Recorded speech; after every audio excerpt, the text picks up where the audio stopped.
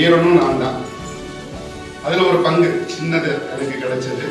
சண்டைன்றப்போ நம்ம நினைக்கிறோம் இங்கே தெருவில் ரோட்டில் இப்படி நடக்கிற மாதிரி சண்டையெல்லாம் கிடையாது.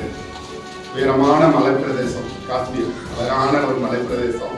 எங்கே பார்த்தாலும் பனி படர்ந்த ஒரு பெரிய மலை பிரதேசம்.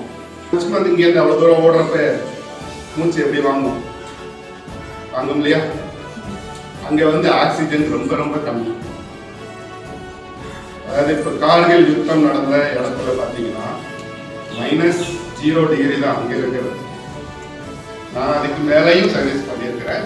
இருந்தாலும் கார்கில் அந்த இடத்துக்குள்ள சூழ்நிலையை நான் உங்கள்கிட்ட சொல்ல விரும்புகிறேன். -0 அங்கே இருக்கும். அப்படிங்கிறப்போ சாதாரணமாக கொஞ்ச தூரம் நடக்கிறப்ப நம்ம மூச்சு வாங்குவோம். ஒரு போர் வீரனா ஒரு சண்டை போடணும் அப்படின்னா நம்மளோட உடைமைகளையும் எடுத்துக்கணும், நம்மளை பாதுகாத்துக்க எதிரிகளோட சண்டை போடக்கூடிய ஆயுதங்களையும் எடுத்துக்கணும், அதுக்கான மருந்து எல்லாமே எடுத்துக்கணும், சாப்பாடையும் எடுத்துக்கணும். எத்தனை நாளைக்குன்றது சொல்ல முடியாது. எப்போ போயிட்டு சாயந்தரம் திரும்பி வருவோமா அப்படிங்கிறதும் தெரியாது.